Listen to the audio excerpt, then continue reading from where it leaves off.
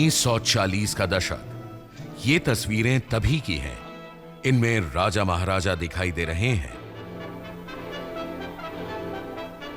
Britain का शासन था, लेकिन तब भारत में 560 से ज्यादा रियासतें थीं, जिनमें राजा महाराजा और नवाबों का राज चलता था। इन रियासतों में राजा का बेटा ही राजा और नवाब का बेटा नवाब बनता था। 15 अगस्त 1947 को भारत आजाद हुआ। राजा महाराजाओं का दौर खत्म हो गया।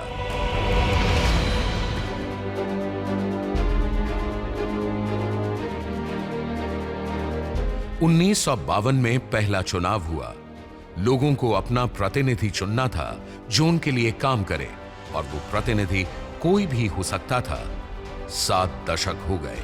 अब सवाल, राजा महाराजाओं की जगह किसने ली है? लोकसभा के लिए 16 बार चुनाव हो चुके हैं। भारत के सभी राज्यों की विधानसभाओं के लिए आजादी के बाद से ही चुनाव हो रहे हैं। पंचायत से लेकर संसद तक के लिए चुनाव की प्रक्रिया पूरी शिद्दत से हो रही है। राजा महाराजाओं का वंशवाद नहीं है, परिवारवाद नहीं है, लेकिन इस लोकतांत्रिक राजनीति में आज भी अनेक परिवार हैं जिन्होंने नए राजा महाराजाओं की जगह ले ली है। सांसदों के बच्चे सांसद बन रहे हैं, मुख्यमंत्री के बेटे मुख्यमंत्री बन रहे हैं, और प्रधानमंत्री के बेटे प्रधानमंत्री बन रहे हैं। ये 1947 से पहले के परिवारवाद का नक्शा है, जब अंग्रेज राजा महाराजा और नवाबों के सहारे राज चलाते थे, और ये 2019 के परिवारवाद का नक्शा है।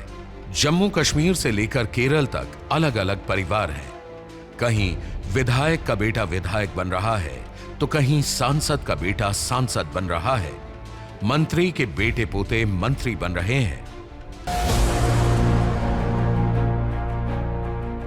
सत्ता चाहे दिल्ली की हो या लखनऊ की, श्रीनगर की हो या मुंबई की, इन परिवारों का बोलबाला है। वैसे देश में राजनीतिक परिवारों या वंश की गिनती सैकड़ों में है, लेकिन लगभग 30 ऐसे महत्वपूर्ण परिवार हैं जो राज्य और देश की राजनीति तय कर रहे हैं। इसी को अंग्रेजी में डायनेस्टिक पॉलिटिक्स कहते हैं, और हिंदी में वंशवादी परिवारवादी राजनीति। आखिर भारत में ऐसा क्या है कि इस तरह की राजनीति लोकप्रिय है? क्या इसके पीछे हमारी संस्कृति है, जिसमें हम खास परिवारों को तवज्जो देना पसंद करते हैं, या इन परिवारों की ऐसी लोकप्रियता है कि इनका कोई राजनीतिक विकल्प खड़ा ही नहीं हो पाता, या ये बस राजनीतिक पार्टियों की मक्कारी और आलस्य है? भारतीय लोकतंत्र के इस महाकुंभ में वंश का क्या खेल है, इसे हम अपने विशेष कार्यक्रम वंश में हर हफ्ते परत दर परत खोलेंगे। कहानी उत्तर प्रदेश से शुरू करते हैं। यादव वंश की कहानी और खेल से, उत्तर प्रदेश के मुलायम सिंह परिवार के यादव वंश से।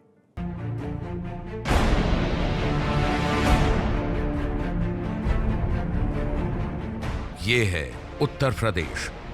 कहते हैं दिल्ली में सत्ता का रास्ता उत्तर प्रदेश से ही जाता है।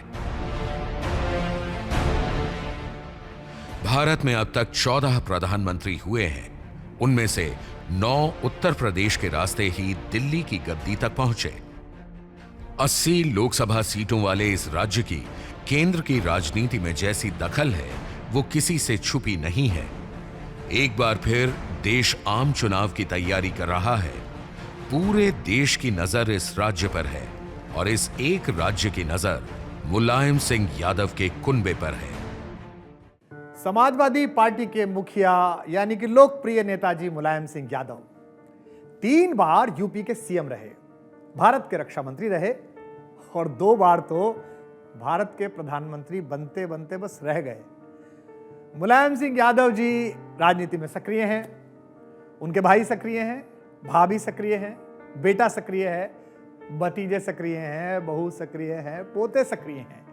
दूर के नाते रिश्तेदारों की गिनती अगर छोड़ भी दी जाए तो एक आकलन मोटा मोटा यह है कि 20 से 60 लोग इस परिवार में ऐसे हैं जो किसी न किसी रसूखदार राजनीतिक पद पर हैं।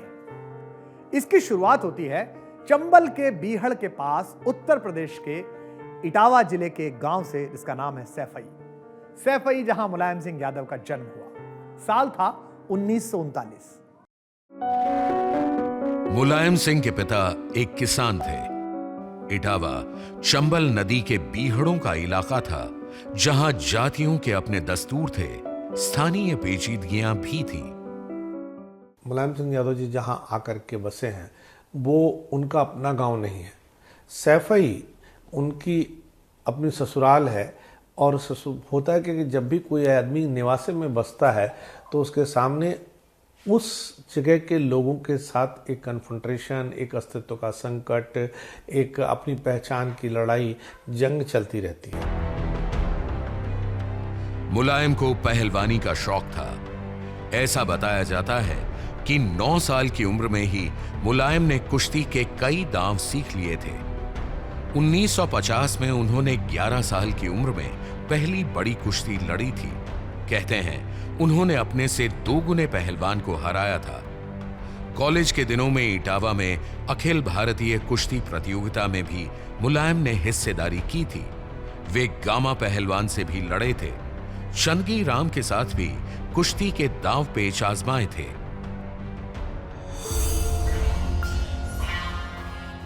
ये वो दौर था जब भारत में समाजवादी आंदोलन की लहर चल पड़ी थी। डॉक्टर राम मनोहर लोहिया सबसे बड़े समाजवादी नेता थे। ये कांग्रेस विरोधी राजनीति थी, जिसमें जाति तोड़ने और अंग्रेजी छोड़ने जैसे मुद्दे उठ रहे थे। मुलायम सिंह इस राजनीति से प्रभावित थे। मुलायम सिंह यादव छात्र जीवन से राजनीति में आए थे। वो इटावा के कॉलेज में पढ़ते थे तो छात्र राजनीति में सक्रिय थे, और वहाँ से फिर SYS जो डॉक्टर राम मनोहर लोहिया के संस्था बनाई हुई संस्था थी, छात्रों की राजनीति करती थी, उसके साथ जुड़े रहे। समाजवादी नेता डॉक्टर राम मनोहर लोहिया ने नेहरू के मंत्रिमंडल में शामिल होने से मना कर दिया था। उन्होंने प्रजा सोशलिस्ट पार्टी बनाई थी, जो उस समय किसानों के अधिकारों को लेकर संघर्ष कर रही थी। उन्हीं दिनों यूपी सरकार ने नहरों के पानी की सिंचाई दरों में इजाफा किया था। लोहिया ने इसके विरोध में नहर रेट आंदोलन शुरू किया। 15 साल के मुलायम भी इस आंदोलन में कूद पड़े। पुलिस ने दूसरे नेताओं के साथ मुलायम को भी गिरफ्तार कर लिया। मुलायम पहली बार जेल गए। मुलायम लोहिया के मुरीद हो चुके थे। आखिरकार मुलायम सिंह की अपने प्रिय नेता से मुलाकात तब हुई जब राम मनोहर लोहिया फर्रुखाबाद सीट से लोकसभा का उपचुनाव लड़ रहे थे। मुलायम सिंह यादव अपने साथियों के साथ उनके प्रचार में जुटे थे। एक दिन शाम को बिधुना गांव में मुलायम की पहली मुलाकात अपने नेता से हुई। मुलायम सिंह यादव ने अपना परिचय दिया। नमस्ते सर। नमस्ते। दिन भर मेहनत करते हो, सेहत का भी ध्यान रखो। जी सर। कुछ खाते भी हो या नहीं? लैया, चना, गुड़ साथ में रखता हूँ, काम चल जाता है सर। हाँ, और रात को सोते कहाँ हो? पूरा गांव अपना है सर। खाने पीने का इंतजाम गांव के लोग कर देते हैं। ये लो, 100 रुपए रख लो। अरे नहीं सर। रख लो। समाजवादी आंदोलन के लिए सेहत खराब करते हो, रख लो। धन्यवाद सर। ये कहानी दरअसल मुलायम सिंह यादव के संघर्ष करने की क्षमता के बारे में बताती है। व्यक्तिगत रिश्ते बनाना उनके स्वभाव का हिस्सा था। मुलायम सिंह जी जमीनी लोगों से जुड़ते थे। मुलायम सिंह जी के पास कोई लफाज खड़ा नहीं हो पाया, और उनके पास वही ज़्यादा लड़े जो लड़े, गरीबों के लिए लड़े या जनाधार था, उनको पसंद किया नेताजी ने। बहरहाल मुलायम सिंह यादव ने शुरुआती दिनों में ही तय कर दिया था कि वे लोहिया की राह पर बढ़ेंगे। मुलायम सिंह साइकिल से घूम घूम कर कांग्रेस के खिलाफ प्रचार अभियान में जुट गए। मुलायम सिंह यादव राजनीतिक मैदान में मेहनत तो कर ही रहे थे, लेकिन अखाड़े में ही उनके भविष्य का सबसे अहम फैसला हुआ। कहानी यूं है कि मैनपुरी के एक दंगल में जसवंत नगर के तत्कालीन विधायक नत्थू सिंह की नजर मुलायम सिंह पर पड़ी। मुलायम कुश्ती में लगे थे। अखाड़े में मुलायम ने एक पहलवान को चित्त कर दिया। बस क्या था, विधायक नत्थू सिंह ने मुलायम पर बड़ा दांव खेलने का फैसला कर लिया। 1967 में नत्थू सिंह ने ही जसवंत नगर की अपनी सीट मुलायम सिंह यादव के लिए छोड़ दी। अमर सिंह कभी मुलायम के करीबी थे। कहते हैं वो मुलायम की रग रग से वाकिफ है। फिलहाल दोनों के बीच मनमुटाव है, लेकिन अमर सिंह का मानना है कि नत्थू सिंह ने अपनी सीट छोड़कर मुलायम के भाग्य का ताला खोल दिया। चूंकि जसवंत नगर क्षेत्र से मेंबर साहब यानी नत्थू सिंह जी वो एमएलए थे उस वक्त सन 62 में, तो उन्हें अपनी सीट छोड़नी थी। तो मुलायम सिंह जी से बढ़िया कार्यकर्ता उनको कोई और दूसरा नज़र में नहीं आया, तो उन्होंने उनसे कहा कि चुनाव लड़िए। ये मुलायम सिंह का पहला विधायकी का चुनाव था। मुलायम का मुकाबला कांग्रेस के दिग्गज नेता एडवोकेट लाखन सिंह से था। लोगों की नजर में ये मुकाबला चूहे और हाथी वाला था। अपने भाइयों के साथ मुलायम साइकिल पर प्रचार के लिए निकल पड़े। जब नतीजे सामने आए तो मुलायम ने राजनीति के अखाड़े में पहली ही बार में कांग्रेस के दिग्गज नेता को पटखनी दे दी। 28 साल की उम्र में मुलायम सिंह उत्तर प्रदेश के सबसे कम उम्र के विधायक बने और यहां से उनकी राजनीति की साइकिल ऐसी चली जो फिर रुकी नहीं। पहली बार वो उत्तर प्रदेश विधानसभा के संयुक्त समाजवादी पार्टी के टिकट पर चुने गए थे। उस समय उनकी उम्र महज 22 साल थी और वो उत्तर प्रदेश विधानसभा के सबसे कम उम्र के विधायक थे। वो समाजवादी नेताओं के साथ डॉक्टर राम मनोहर लोहिया, राज नारायण जी, मधुलिमय जी, ये जो उनके समाजवादी पार्टी के जो नेता लोग थे, उनके साथ धीरे धीरे उनकी राजनीति बढ़ी। मुलायम लखनऊ में व्यस्त हो गए और इधर सैफई गांव में शादी के 16 साल बाद बेटे ने जन्म लिया। गांव वालों ने ही बच्चे का नाम दिया टीपू। टीपू आगे चलकर अखिलेश यादव बने। अखिलेश नाम उन्होंने अपने लिए खुद चुना था। परिवार के लिए मुलायम के पास वक्त कम ही था, लेकिन उनकी राजनीति जल्दी ही परवान चढ़ गई। 1977 में वे राज्य के सहकारिता मंत्री बने और छोटे भाई शिवपाल को भी मेहनत का फल मिला।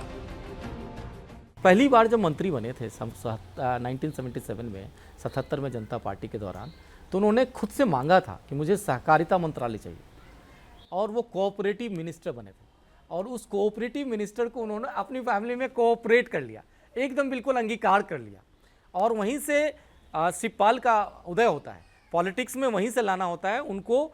सहकारिता बैंक के अध्यक्ष के रूप में उनका चुनाव होता है शिवपाल का। मुलायम सिंह के छोटे भाई शिवपाल यादव। जब मुलायम सियासत की साइकिल घुमा रहे थे तब उनके छोटे भाई ने एक पहिया थामा। शिवपाल ने भाई के लिए पर्चे बांटने से लेकर बूथ मजबूत करने का काम किया। यूपी में बूथ मजबूत करने का मतलब यह भी था कि छोटे मोटे लड़ाई झगड़े विवादों को भी मैनेज करना। ये दौर वो था जिस दौर में बूथ कैप्चरिंग भी होती थी, एक मसल पावर की भी ज़रूरत होती थी। अब तो जब से ईवीएम आया तब से ये चीज़ें ख़त्म हो गई हैं, पहले ऐसा होता था। तो अच्छा, उस इलाके में जो यादव लीडर थे बड़े, उनसे कन्फ्रंटेशन लेना, उनसे कन्फ्रंटेशन लेने के लिए यूथ को इकट्ठा करना, यूथ की जमात बनाना। और शिवपाल सिंह यादव जब निकलते थे तो 30-30, 40-40 गाड़ियों का काफिला निकलता था उनके साथ। कहते भी हैं कि एक बारी मुलायम सिंह यादव पे अटैक हुआ था तो शिवपाल ने ही मतलब वो बंदूक भी चला लेते थे और दोनों हाथों से चला लेते थे। तो उनके बारे में ये है कि आप हर तरह से वो मुलायम सिंह यादव के साथ खड़े रहे। जनसेवा तो नेताजी के साथ हमेशा ही करते रहे, जो भी लोग आते थे उनकी जनसेवा, और क्षेत्र में भी आना जाना हमारा हमेशा ही रहा। और जब बड़े भैया राष्ट्रीय राजनीति में कूदे तो जसवंत नगर की सीट अपने छोटे भाई के लिए छोड़ दी। साथ ही भाई को उत्तर प्रदेश में संगठन तैयार करने का जिम्मा भी सौंप दिया। शिवपाल सिंह यादव जी मुलायम सिंह यादव के छाया प्रतिनिधि थे, तो इस तरह उन्होंने पूरी पॉलिटिकल पार्टी को बढ़ाया।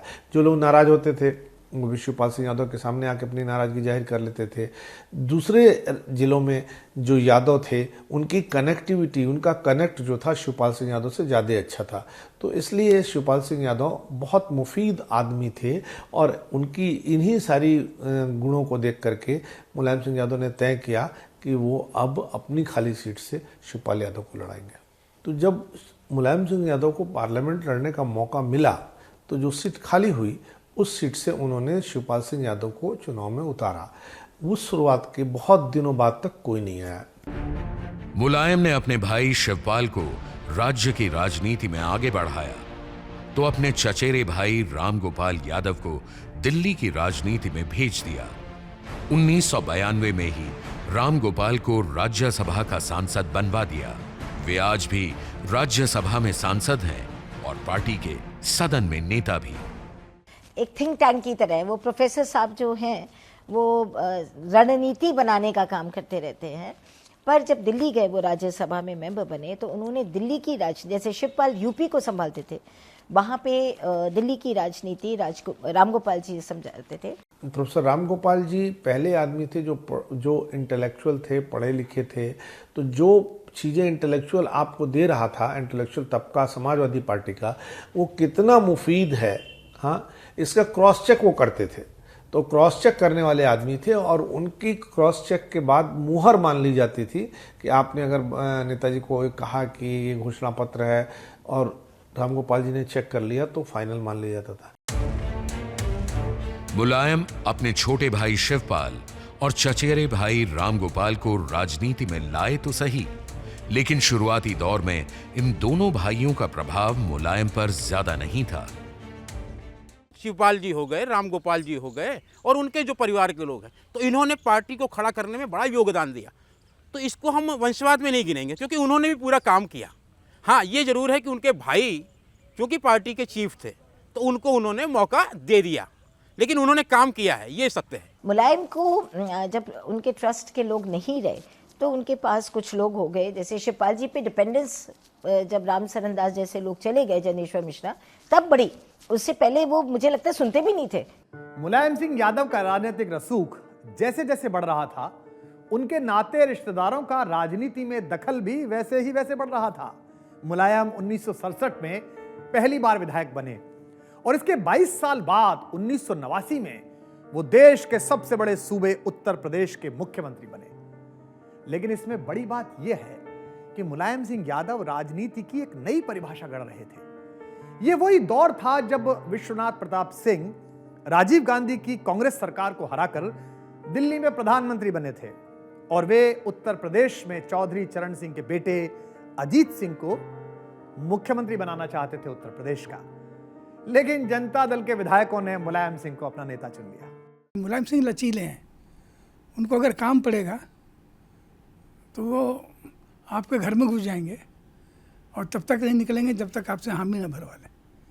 उनके अंदर इतना धैर्य है। और उनकी एक बात मुझे याद है कि वो कहते हैं कि अपने शत्रु को, प्रतिद्वंदी को अगर जीत लो तो बहुत बढ़िया है, जीत ना पाओ तो उसके शत्रुता की धार को कम कर दो। और दूसरा वो कहते हैं कि अगर कोई प्रतिभाशाली व्यक्ति हो तो उसको एक सीमा दे दो। केंद्र में वीपी सिंह की सरकार थी जिसे भारतीय जनता पार्टी का समर्थन था। इसी दौर में विश्व हिंदू परिषद ने अयोध्या में मंदिर आंदोलन तेज कर दिया। अयोध्या में कार सेवकों की एक भीड़ पर मुलायम सिंह यादव ने गोली चलवाई। इसमें 5 कार सेवकों की मौत हो गई। इस घटना ने मुलायम की राजनीति में एक नया समीकरण जोड़ दिया। यह समीकरण था यादव मुस्लिम गठजोड़ का। आज भी मुलायम की पूरी राजनीति की धुरी यही समीकरण है। मुलायम सिंह को मुल्ला मुलायम कहा जाने लगा। खैर, नेताजी की सरकार 1991 में गिर गई। राज्य में दोबारा चुनाव हुए और इस बार बीजेपी के बाबूजी यानी कि कल्याण सिंह यूपी के सीएम बने। इसी दौरान अयोध्या में विवादित ढांचे को गिरा दिया गया। केंद्र ने कल्याण सिंह की सरकार बर्खास्त कर दी। लेकिन साल 1992 नेताजी ने इस बार एक और पैंतरा चला। मुलायम सिंह यादव ने अपनी ही पार्टी बना डाली। जी हां, समाजवादी पार्टी का गठन हुआ। 1993 में जब दोबारा चुनाव हुए तो समाजवादी पार्टी और बहुजन समाज पार्टी यानी कि बसपा ने एक साथ चुनाव लड़ा। बहन मायावती और कांशीराम की पार्टी बसपा के समर्थन से नेताजी यानी मुलायम सिंह यादव दोबारा सीएम बन गए। ये उत्तर प्रदेश की राजनीति में बड़ा प्रयोग था। इस प्रयोग को कामयाब बनाने का दारोमदार मुलायम और मायावती पर था। लेकिन बहन मायावती और मुलायम सिंह की पार्टी का यह गठजोड़ ज्यादा दिन तक चला नहीं। 1995 में बीएसपी ने भारतीय जनता पार्टी का समर्थन ले लिया और मायावती मुख्यमंत्री बन गई। मुलायम को इसकी कानो कान खबर नहीं लगी। मुलायम राजनीति के अखाड़े में चित हो गए थे। लेकिन मायावती का एक इम्तिहान अभी और बाकी था। 2 जून 1995 को मायावती लखनऊ के इसी स्टेट गेस्ट हाउस के कमरा नंबर 1 में अपने विधायकों के साथ बैठक कर रही थी। तभी दोपहर करीब 3 बजे समाजवादी पार्टी के कार्यकर्ताओं की भीड़ ने चीखते चिल्लाते हुए अचानक गेस्ट हाउस पर हमला बोल दिया। मुलायम सिंह यादव जी बहुत नाराज हुए और इस प्रकार का प्रयास किया गया कि उनके जो बहुजन समाज पार्टी के जो विधायक हैं उनको अपनी पार्टी में शामिल कर लिया जाए। और उसके लिए वो स्वाभाविक रूप से जो प्रक्रिया होती है उस प्रकार की प्रक्रिया का पालन नहीं किया गया। एक प्रकार से उसमें जोर जबरदस्ती का काम किया गया ताकि उन विधायकों को एक पाले से दूसरे पाले में घसीटा जाए। समाजवादी पार्टी के कार्यकर्ता मायावती और बीएसपी के विधायकों को सबक सिखाने की बात कर रहे थे। भीड़ से मायावती को गंदी गंदी गालियां दी जा रही थी। जातिवादी नारे लगाए जा रहे थे। घबराई हुई मायावती ने अपने नेताओं समेत खुद को कई घंटों तक गेस्ट हाउस के कमरे में ही कैद कर लिया था। प्रत्यक्षतया उनके कमरे में घुस करके तो कुछ नहीं हुआ, लेकिन यह जरूर था कि चारों तरफ से जैसे कि सीज कर लिया जाए। तो समाजवादी पार्टी के कार्यकर्ता चारों तरफ थे और वो वहां से नारे लगा रहे थे और रात भर इस प्रकार का जो है बवाल चलता रहा। तो ये बात सही है कि उस दिन बहुत से विधायकों को जबरदस्ती वहां से पकड़ करके भी ले जाया गया और घेरा डाला गया। जो नारे लग रहे थे उन नारों में बहुत सारा अपशब्द भी था। यह बात सच है। इस घटना के बाद से मायावती कई साल तक मुलायम सिंह यादव पर अपनी हत्या की साजिश रचने का इल्जाम लगाती रही हैं। अब इस घटना के 23 साल बाद मुलायम सिंह के बेटे अखिलेश ने दोबारा बसपा के साथ गठबंधन किया है। फिलहाल बुआ बबुआ की राजनीति हो रही है, लेकिन गेस्ट हाउस कांड ने समाजवादी पार्टी की राजनीति का, इस यदुवंशी राजनीति का एक अलग चेहरा, एक अलग पहलू लोगों के सामने रखा। समाचार माध्यमों से पता चला कि इसमें बाहुबल, लठबाजी, गुंडागर्दी सब शामिल थे। खैर, मुख्यमंत्री की कुर्सी तो गई, लेकिन 1996 में मुलायम सिंह देश के रक्षा मंत्री बने और इसके कुछ साल बाद मुलायम सिंह जी के लाल यानी कि टीपू भैया यानी कि अखिलेश यादव मैदान में कूद पड़े।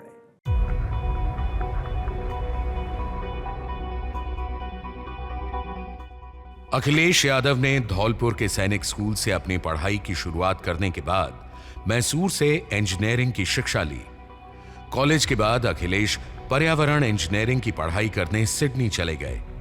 पढ़ाई के दौरान ही अखिलेश की दोस्ती डिंपल से हुई, लेकिन जब बात शादी तक पहुंची तो पिता मुलायम सख्त नाराज हो गए। मुलायम को मनाने का काम किया। तब समाजवादी पार्टी के बड़े नेता अमर सिंह ने दोनों की धूमधाम से शादी करवाई।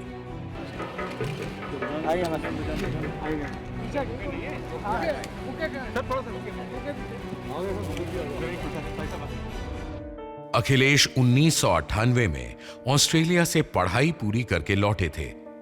अखिलेश के लिए पिता मुलायम ने राजनीति का मैदान तैयार कर रखा था। मुलायम सिंह के समाजवादी साथी जनेश्वर मिश्रा ने उनके दिल की बात प्रस्ताव के रूप में रखी। वो क्या करते थे कि उनको जब बेटे को लाना था पॉलिटिक्स में, तो उन्होंने क्या किया वो अपने से खुद नहीं करते थे, वो सारा वो लोगों को कहते थे कि तुम बोलो, तुम प्रपोज करो, देखते हैं लोग क्या रिएक्शन क्या होगा। और प्रपोजल यदि जनेश्वर मिश्रा के तरफ से आता है तो सोचिए कितना महत्व दिया जाएगा उस बातों को। जनेश्वर मिश्रा जी ने कहा मुलायम सिंह जी से कि अगर समाजवादी पार्टी में अखिलेश यादव नहीं आते हैं तो समाजवादी पार्टी बांझ हो जाएगी। तो उनके इस कहने के बाद अखिलेश यादव जी को मौका मिला। प्रस्ताव पारित होते ही मुलायम ने अपनी कन्नौज की सीट लाल अखिलेश के लिए खाली कर दी। अखिलेश चुनावी अखाड़े में कूद पड़े। ये सन 2000 की बात है।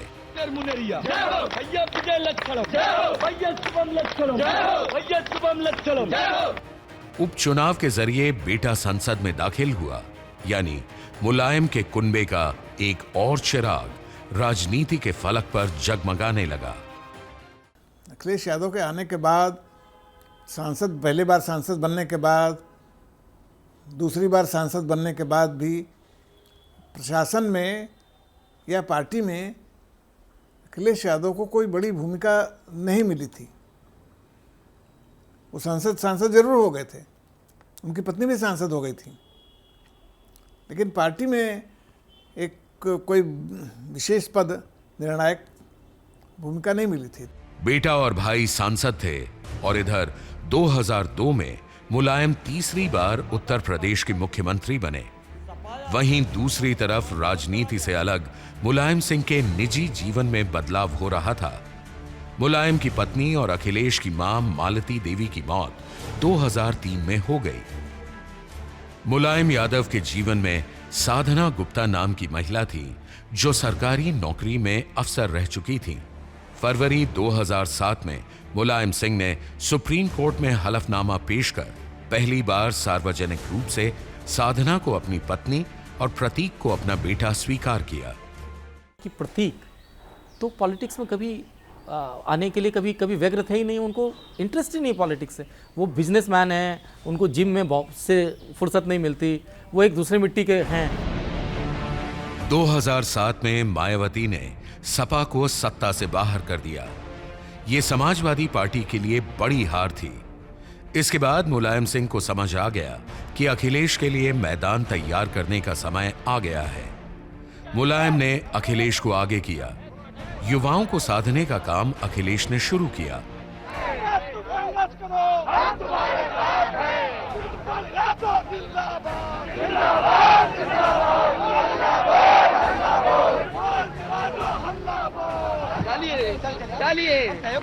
सहयोग करें, देखें आप पुलिस की, देखें अकेली पुलिस, देखें क्या लगाती है। वहीं दूसरी तरफ सत्ताधारी बीएसपी की युवाओं पर कोई खास पकड़ नहीं थी। जनवरी 2008 में उत्तर प्रदेश के छात्रों ने बीएसपी के खिलाफ बिगुल फूंक दिया। फीस में इजाफा और छात्र यूनियन के चुनावों पर प्रतिबंध बीएसपी को महंगा पड़ा। प्रदर्शन कर रहे छात्रों पर मायावती ने लाठी डंडे चलवा दिए। अगले ही दिन अखिलेश यादव ने लखनऊ में आंदोलन की अगुवाई की। 30,000 से ज्यादा छात्रों और अखिलेश को गिरफ्तार कर लिया गया। ये प्रदर्शन अखिलेश यादव का टर्निंग पॉइंट साबित हुआ। जो आपको बताना है आप बताइए क्या बताए, लेकिन ये धक्का नहीं मारेगी पुलिस, इसको पहले पीछे करो। अखिलेश यादव के जमीन पर उतरने के साथ ही समाजवादी पार्टी के सितारे चमक उठे। साल 2009 के आम चुनावों में अखिलेश ने फिरोजाबाद और कन्नौज सीट से चुनाव लड़ा और दोनों पर जीत दर्ज की। अखिलेश ने फिरोजाबाद छोड़ी और वहां चुनाव लड़ने पहुंची उनकी पत्नी डिंपल यादव, यानी मुलायम सिंह यादव के परिवार का एक और सदस्य राजनीति के मैदान में था। पति अखिलेश यादव की जीती हुई सीट पर डिंपल यादव जी ने कांग्रेस के राज बब्बर के खिलाफ चुनाव लड़ दिया। डिंपल इस चुनाव में तो हार गई, लेकिन राजनीति में उनकी पारी अभी बाकी थी। आगे चलकर नेताजी ने डिंपल को संसद भिजवा ही दिया। साथ ही परिवार की राजनीति चमक ही रही थी। 2004 में नेताजी के भतीजे धर्मेंद्र यादव 25 वर्ष के हो गए, तो परिवार के इस लाल को पार्टी पीछे कैसे छोड़ती। बदायूं सीट से भतीजे धर्मेंद्र यादव ने ताल ठोक दी। इस सीट पर वे आज तक कायम हैं। यानी कि परिवार के नाम पर एक और समाजवादी सीट सुरक्षित हो गई। इधर अखिलेश यादव सांसद तो थे, लेकिन राज्य की राजनीति में अपनी जमीन तैयार कर रहे थे। 2012 के विधानसभा चुनाव के लिए अखिलेश ने जमकर प्रचार किया, लेकिन उससे भी अहम बात कि पार्टी की टिकट उन्हें मिली जो अखिलेश के समर्थक थे।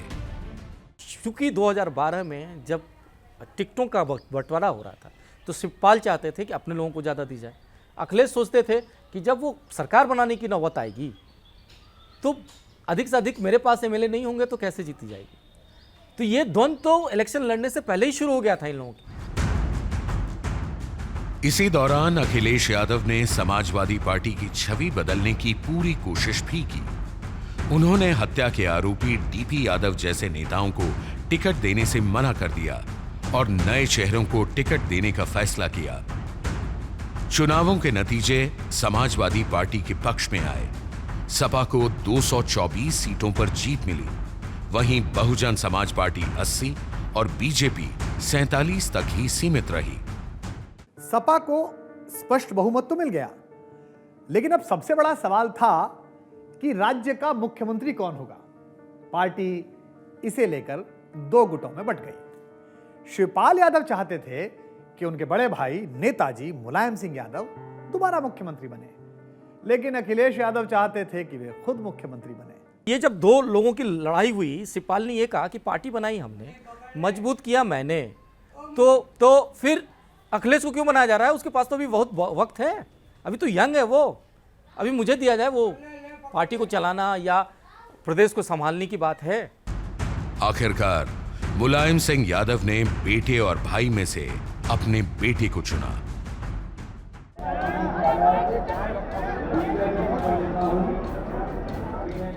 अखिलेश यादव उत्तर प्रदेश के मुख्यमंत्री बने।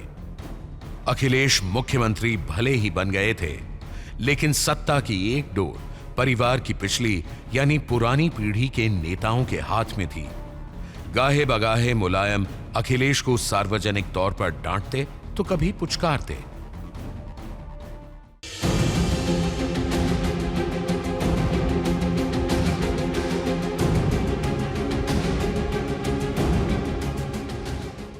अखिलेश नई तरह की राजनीति का वादा कर सत्ता में आए थे। उन्होंने युवाओं को लैपटॉप बांटने का काम किया, जीपीएस से लैस एम्बुलेंस और पुलिस पेट्रोलिंग शुरू की, लेकिन सत्ता की चाबी बंटी हुई थी। अखिलेश यादव जी जिस समय समाजवाद को लेकर के आए और मुख्यमंत्री बने, तो उस समय जो दिक्कतें थीं, जैसे कहा जाता था कि 5 मुख्यमंत्री हैं, 4.5 मुख्यमंत्री हैं, तो उससे निपटने की जो गुर होने चाहिए वो उन्होंने मुलायम सिंह यादव जी से नहीं सीखे। जैसे मुलायम सिंह यादव हर कास्ट के लोगों को साथ के चलते हैं। उस दौर में एक कहानी उत्तर प्रदेश में आम जुबान पर थी कि जी हमारे उत्तर प्रदेश में एक नहीं 3.5 मुख्यमंत्री हैं।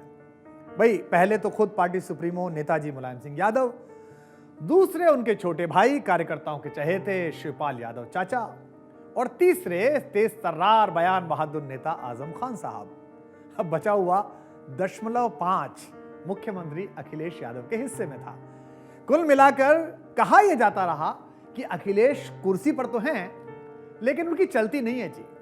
चाचा और दूसरे भाइयों के रसूख के आगे मुख्यमंत्री अखिलेश यादव कमजोर दिख रहे थे। समाजवादियों का लंबा चौड़ा सियासी कुनबा अपने अपने फायदे के लिए एक दूसरे से लड़ रहा था।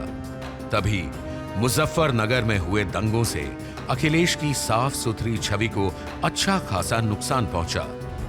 सितंबर 2013 में हुए मुजफ्फरनगर दंगों में 60 से ज्यादा लोग मारे गए। हजारों लोग शरणार्थी कैंपों में रहने को मजबूर हुए। ये यूपी में अब तक का सबसे बड़ा दंगा था। इतने बड़े दंगे के बाद सूबे के मुख्यमंत्री अखिलेश यादव ने एक हफ्ते के बाद वहां का दौरा किया और 2 दिन बाद अपने फेसबुक पर लिखा, जीवन चलता रहता है। मुजफ्फरनगर दंगों के 1 साल बाद 2014 के आम चुनाव में मोदी लहर ने सपा को भारी नुकसान पहुंचाया। समाजवादी पार्टी लोकसभा में 23 सीटों से सिमटकर 5 सीटों पर रह गई। इन सभी 5 सीटों पर संसद में चुनकर जाने वाले सांसद मुलायम सिंह के परिवार से थे। 2014 में सपा की सीटें और सांसद: आजमगढ़ से मुलायम सिंह यादव, फिरोजाबाद से मुलायम के चचेरे भाई रामगोपाल यादव के पुत्र अक्षय यादव, मैनपुरी से मुलायम सिंह के बड़े भाई रतन सिंह के पोते तेज प्रताप, बदायूं से मुलायम सिंह के बड़े भाई अभय राम सिंह के पुत्र धर्मेंद्र यादव, कन्नौज से अखिलेश की पत्नी डिंपल यादव। मुलायम सिंह यादव इस देश का सबसे बड़ा सियासी परिवार है। इन्होंने वंशवाद को एक नया आयाम दिया कि आप देखिए ना कि 2 दर्जन से ज़्यादा परिवार के लोग, डायरेक्ट परिवार के लोग, चाहे वो चचेरे भाई हों, चचेरे भाई के बेटे हों, पोते हों, 3rd जनरेशन पॉलिटिक्स में हैं, 2 दर्जन लोग, चुने हुए लोग। सहकारिता की बात कर लीजिए आप, या ग्राम पंचायत के लेवल पे, ब्लॉक लेवल पे, जिला लेवल पे, चाहे वो असेंबली में हो, चाहे वो लोकसभा में। 5 सीट बेचारे जीत पाए थे 2014 में, वो 5 अपने परिवार के थे। सपा की सीट पर घर के 5 लोग संसद पहुंचे जरूर, लेकिन सत्ता की मलाई के लिए पारिवारिक खटपट दिनों दिन बढ़ती गई। घर का झगड़ा सार्वजनिक मंच पर जा पहुंचा। ये तस्वीरें साल 2016 की हैं, जब मुलायम सिंह यादव ने भरी भीड़ में सीएम अखिलेश यादव को फटकार लगा दी। अखिलेश मंच पर ही मौजूद शिवपाल समर्थक एमएलसी आशु मलिक से हाथापाई तक उतर आए। अखिलेश ने मंच से एक और बड़ा बयान दिया, कहा कि मेरे खिलाफ साजिशें हो रही हैं। अमर सिंह ने मेरे बारे में लिखवाया कि मैं औरंगजेब हूं और नेताजी शाहजहां हैं, और टाइम्स ऑफ इंडिया के फ्रंट अखबार पे लगवाया। अखिलेश ने सीधे आरोप लगाया कि मुझे औरंगजेब और पिता को शाहजहां बताने वाली खबर को अमर सिंह ने छपवाया है। बीच बहस में शिवपाल यादव भी कूद पड़े। देखिए ये झूठ है, मुख्यमंत्री झूठ बोल रहे हैं, मुख्यमंत्री झूठ, मैं नहीं बोलूंगा प्रेस, मैं नहीं बोलूंगा। और दोनों के बीच झड़प होते होते बची। ये साफ था कि अब पार्टी के अंदर का विवाद सबके सामने था। भीतरी खींचतान पर मुलायम सिंह यादव असलियत में सोचते क्या हैं, इसका अंदाजा लगाना बेहद मुश्किल है। अक्टूबर 2016 को मुलायम सिंह यादव ने खुद रामगोपाल यादव और अखिलेश यादव को पार्टी से बाहर का रास्ता दिखा दिया। मुख्यमंत्री अखिलेश यादव का भी समर्थन इसमें है, इसे उनको भी 6 साल के लिए निकाला जाता।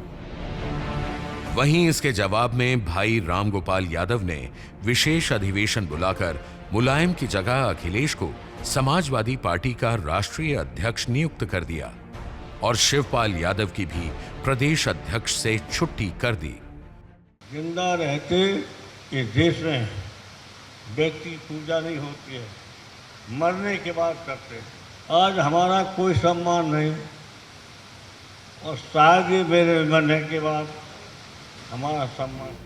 इस उठापटक के बाद पार्टी और चुनाव चिन्ह साइकिल को लेकर खींचतान शुरू हो गई। दोनों ही गुट पार्टी पर अपने अधिकार की बात करने लगे। इस बार ऐसा लगा कि मुलायम सिंह यादव अपने बेटे की बजाय अपने भाई शिवपाल के साथ हैं। दोनों पक्षों ने चुनाव आयोग से चिट्ठी लिखकर साइकिल के चुनाव चिन्ह की मांग की। आखिरकार समाजवादी पार्टी का चुनाव चिन्ह अखिलेश को मिल गया, और यही नहीं, अपनी सारी धमकियों से पलट चुनावों में मुलायम सिंह ने अखिलेश को अपना समर्थन दे दिया। 2017 में मुलायम सिंह यादव की दूसरी पत्नी साधना गुप्ता ने भी अखिलेश के खिलाफ बिगुल बजा दिया।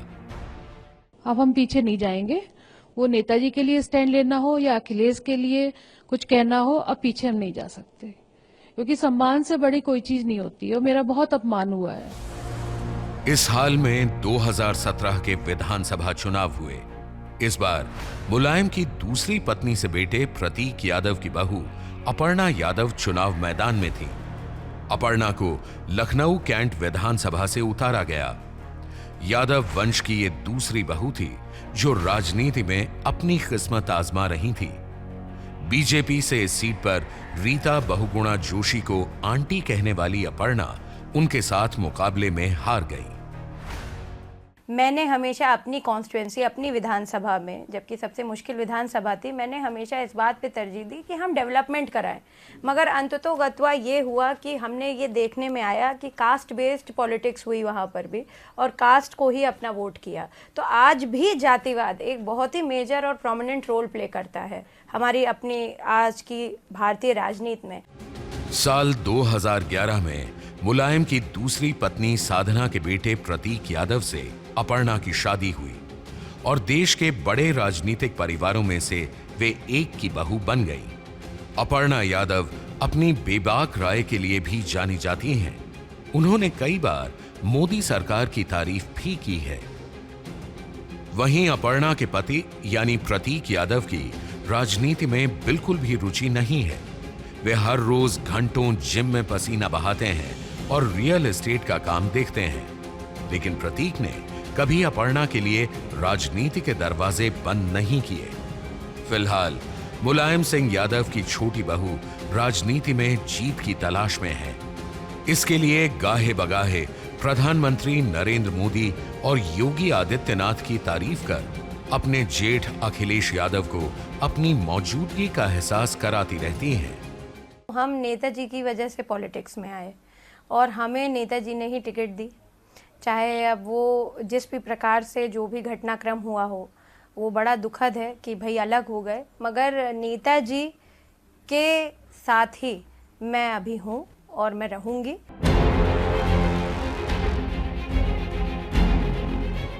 2017 में हुए यूपी विधानसभा चुनाव में समाजवादी पार्टी को करारी हार मिली। चाचा शिवपाल यादव ने हार का ठीकरा अखिलेश यादव के सर फोड़ दिया।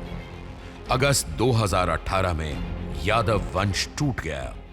समाजवादी पार्टी के कद्दावर नेता और मुलायम सिंह यादव के छोटे भाई शिवपाल ने समाजवादी पार्टी छोड़ दी। शिवपाल ने नई पार्टी बनाई, नाम रखा समाजवादी सेक्युलर मोर्चा। शिवपाल और अखिलेश के इस झगड़े ने पार्टी तोड़ दी, परिवार बिखर गया। लेकिन क्या इन झगड़ों से परिवार का राजनीतिक रसूख खत्म हो जाएगा? मुलायम सिंह जी जब तक है, मुझे लगता है परिवार में और कोई परेशानी नहीं आनी चाहिए। अब जो होना था वो हो चुका है। थोड़ा बहुत मुलायम सिंह यादव जी बयान देंगे कभी कभी, क्योंकि जब कोई भी इशू होता है जिस पे उनको लगता है पार्टी में नाराजगी है, जैसे अलायंस, तो वो खुद ही बोलना शुरू कर देते हैं, जैसे कि बाकी ना बोले। ये उनकी राजनीति रही है। अंधकार में इतनी ज़्यादा तमस है, इतना ज़्यादा नर्क है, इतनी ज़्यादा चंद्रकलाओं की चंद्र घटाएं हैं। मैं समझता हूँ उससे उबर पाना, भ्रष्टाचार की भव्य अट्टालिका में अपराध का क्रूर अट्टहास इतनी जोर से है, इससे उबर पाना बहुत ही मुश्किल है। खास बात यह है कि नेताजी का दरवाजा फिलहाल सभी के लिए खुला हुआ है। परिवार की लड़ाई में कभी वे भाई के साथ खड़े दिखते हैं तो कभी बेटे के साथ। कभी समाजवादी पार्टी के दफ्तर में जाकर बसपा के साथ गठबंधन के बारे में बोलते हैं तो कभी भाई शिवपाल की सभा में जाकर समाजवादी पार्टी का साथ देने को कहते हैं। मुलायम सिंह यादव और अखिलेश जी एक है, ये मेरा अपना मानना है। बहुत लोग कहते हैं कि मुलायम सिंह जी अलग है, बट आज की तारीख में अगर आप देखें, इनफैक्ट आप ये भी कह सकते हैं कि मुलायम सिंह यादव जी अपनी पार्टी के साथ है, ना बेटे के साथ है, ना अपने भाई के साथ है, वो अपनी पार्टी के साथ है। और पार्टी इस समय अखिलेश यादव के हाथ में उन्होंने ही दी है। तो यह है देश के सबसे बड़े राज्य उत्तर प्रदेश के प्रथम परिवार की राजनीति। नेताजी मुलायम सिंह यादव चंबल के बीहड़ से समाजवाद लाने चले थे और 50 साल से ज्यादा की सक्रिय राजनीति के बाद फिलहाल वंश में समाजवाद लाने का प्रयास जारी है। समाजवाद में सबको सब कुछ मिल जाए, समाजवादी परिवार का हर सदस्य संसद, विधानसभा, जिला पंचायत जाए बगैर न रह जाए।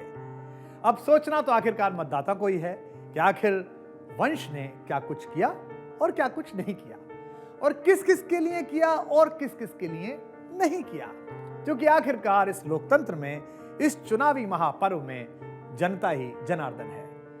अगले हफ्ते मिलेंगे राजनीति के ऐसे ही किसी एक दूसरे वंश की वंशावली के साथ।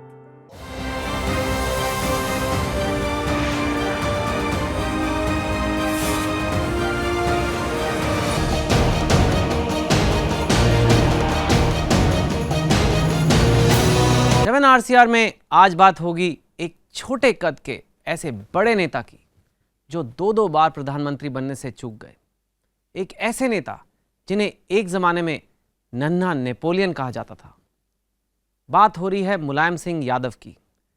3 बार यूपी के मुख्यमंत्री रह चुके मुलायम सिंह अब फिर प्रधानमंत्री बनने की संभावनाएं तलाश रहे हैं। साल 2014 में मुलायम सिंह का क्या ये मिशन क्या पूरा होगा? आज 7 आरसीआर में इसी सवाल का जवाब ढूंढेंगे। ये अब तक पहली बार आ रहा है जो समाजवादी पार्टी को मौका मिलेगा। अगर थर्ड फोर्थ की सरकार रहेगी तो थर्ड फोर्थ में सत्ता बर्तन है समाजवादी पार्टी। एक बार के लिए मान लिया जाए कि चुनावी नतीजे ऐसे आते हैं जहां एनडीए सरकार नहीं बना पाती है और कांग्रेस धर्मनिरपेक्षता सेक्युलरिज्म का कार्ड खेलती है और तीसरे मोर्चे को आउटसाइड सपोर्ट देने के लिए तैयार हो जाती है।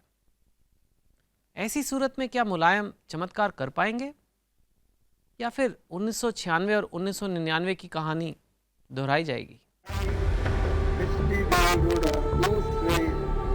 कर्नाटक के किसान नेता एच.डी. देवेगौड़ा ने 1996 को देश के प्रधानमंत्री पद की शपथ ली। मुलायम सिंह को तब केंद्रीय रक्षा मंत्री बनाया गया, लेकिन अगर सजातीय नेता साथ देते तो मुलायम सिंह भी प्रधानमंत्री हो सकते थे। जिन 4 लोगों ने मुझे प्रधानमंत्री नहीं बनने दिया वो है लालू प्रसाद, शरद यादव, चंद्रबाबू नायडू और वीपी सिंह। मुलायम सिंह में ये टीस अभी भी बाकी है। दरअसल 1996 के लोकसभा चुनाव में कांग्रेस की करारी हार हुई थी। बीजेपी के खाते में 161 सीटें आई थी, लेकिन अटल बिहारी वाजपेयी ने सरकार बनाने का निमंत्रण स्वीकार किया था। वाजपेयी ने प्रधानमंत्री पद की शपथ ली, लेकिन सिर्फ 13 दिनों बाद ही सरकार गिर गई। मैं अपना त्यागपत्र राष्ट्रपति महोदय को देने जा रहा हूं।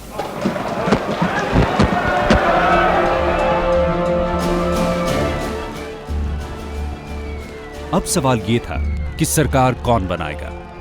कांग्रेस के खाते में सिर्फ 141 सीटें ही आई थी और वो खिचड़ी सरकार बनाने के लिए तैयार नहीं थी। सबकी नजरें थी विश्वनाथ प्रताप सिंह की तरफ।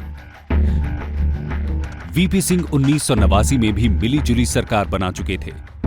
वीपी सिंह के घर तीसरे और वाम मोर्चे के नेता जुटने लगे, लेकिन वीपी सिंह ने प्रधानमंत्री बनने से साफ इनकार कर दिया।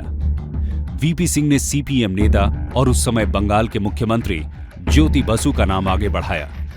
ज्योति बसु के नाम पर विवाद की कोई गुंजाइश नहीं थी, लेकिन बसु पर अंतिम फैसला उनकी पार्टी की पॉलिट ब्यूरो को लेना था, जिसने वीपी सिंह के प्रस्ताव को अस्वीकार कर दिया। सवाल ये था, ज्योति बसु अगर प्रधानमंत्री बनते उस समय तो 40 की संख्या लेकर 272 की सरकार को चलाने में जो हम चाहते थे लागू करें प्रधानमंत्री होने की वजह से, जो वायदे हमने किए थे लोगों को, वो हम पूरा नहीं कर पाते। अब ऐसी त्रिशंकु में ना फंसने की वजह से पार्टी ने यह तय किया कि ज्योति बसु प्रधानमंत्री नहीं बनेंगे। ज्योति बसु के मना करने के बाद 2 अन्य नेताओं की चर्चा होने लगी। दोनों यादव, दोनों डॉक्टर राम मनोहर लोहिया के शिष्य और दोनों जेपी आंदोलन से निकले हुए, लालू प्रसाद यादव और मुलायम सिंह यादव। लालू का नाम जितनी तेजी से उभरा उतनी ही तेजी से हाशिए पर भी चला गया। वजह थी चारा घोटाले में लालू का नाम। उधर मुलायम पर ऐसा कोई आरोप नहीं था।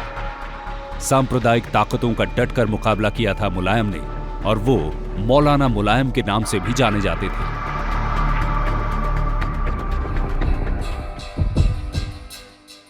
मुलायम के नाम को वाम नेता हरकिशन सिंह सुरजीत आगे बढ़ा रहे थे।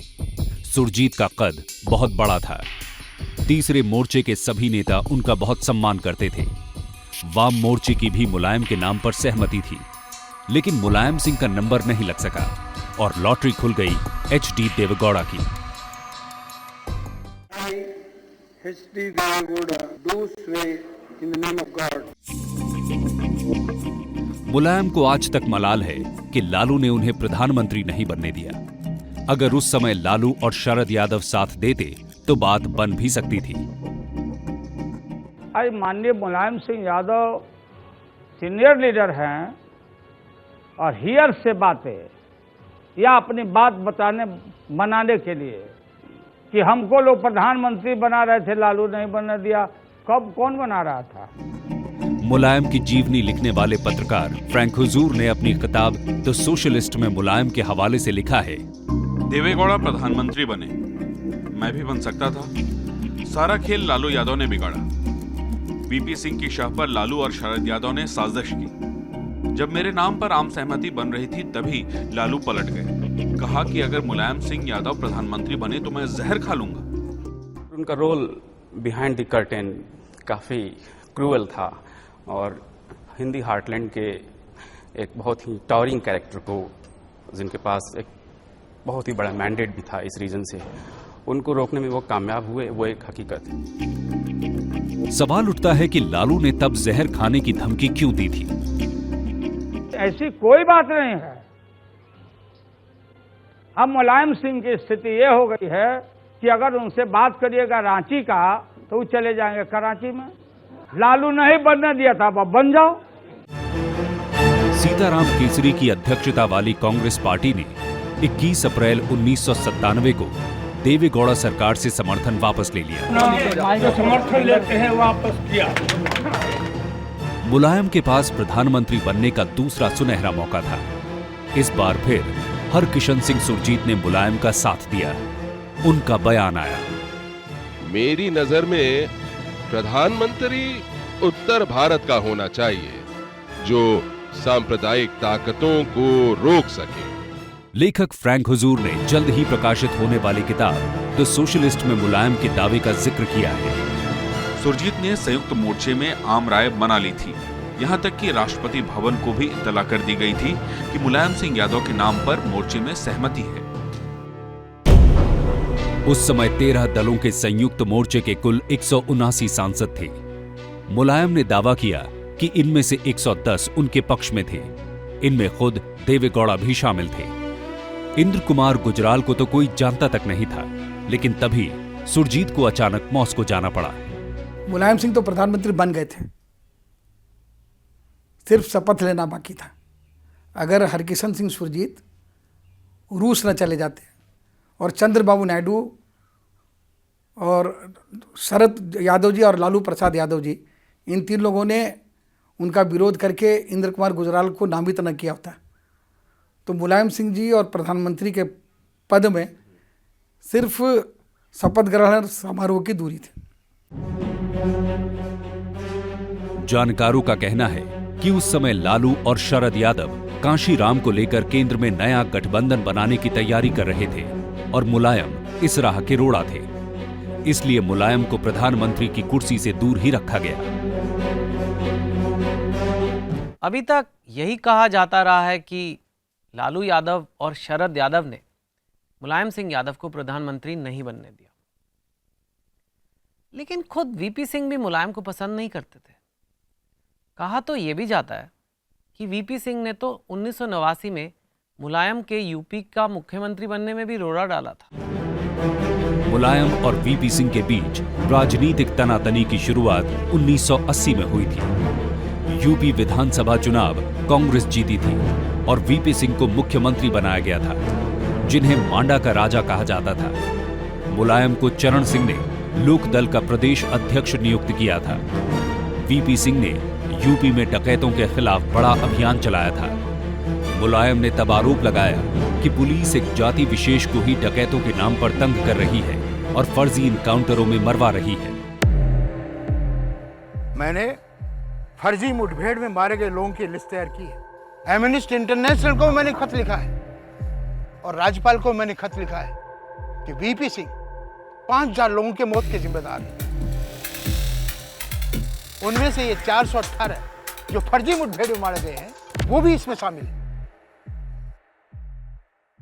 सैकड़ों हत्याएं हुई, नृशंस और क्रूर और रक्त रंजित हत्याएं हुई और कई बार तो मुलायम सिंह जी के ऊपर विश्वनाथ प्रताप सिंह समेत कई कांग्रेस के बड़े नेताओं ने पता नहीं क्या क्या धाराएं लगाने का प्रयत्न किया। चौधरी चरण सिंह जी को उनकी रक्षा के लिए उन्हें 2-2 पद देने पड़े। नेता विरोधी दल बनाए गए मुलायम सिंह जी और प्रदेश के अध्यक्ष भी बनाए गए ताकि उनकी निजी सुरक्षा रहे। वीपी सिंह और मुलायम के बीच खटास का अगला दौर आया 1989 में। ये चुनाव बोफोर्स के मुद्दे पर लड़ा गया था। प्रधानमंत्री राजीव गांधी पर 1987 में स्वीडन की बोफोर्स तोप खरीद सौदे में 64 करोड़ की दलाली खाने का आरोप लगा था और वीपी सिंह ने कांग्रेस को छोड़कर जनमोर्चा बना लिया था। मुलायम ने तब गैर कांग्रेस गैर बीजेपी दलों को एक करने में देवीलाल के साथ बड़ी भूमिका निभाई थी। 1989 लोकसभा चुनावों के नतीजे आए तो कांग्रेस को 192 सीटें मिली, लेकिन उसने सरकार बनाने का दावा पेश नहीं किया। जनता दल को 141 सीटें मिली, जिसने वाम दलों की 52 और बीजेपी के 88 सीटों के बाहरी समर्थन से सरकार बनाई। देवीलाल ने प्रधानमंत्री पद के लिए वीपी सिंह का नाम आगे किया तो मुलायम सिंह ने भी पूरा समर्थन किया। सबने मान लिया था कि जनता दल की जब गवर्नमेंट बन गई वीपी सिंह साथ, जिसको बनाने में लोग कहते हैं कि मुलायम सिंह जी ने काफी कंट्रीब्यूट करा था, क्योंकि चंद्रशेखर भी एक उनके प्रधानमंत्री पद के दावेदार थे। बट वो चंद्रशेखर जो उनके ज्यादा करीबी थे, उनके बजाय उन्होंने इनको समर्थन दिया था।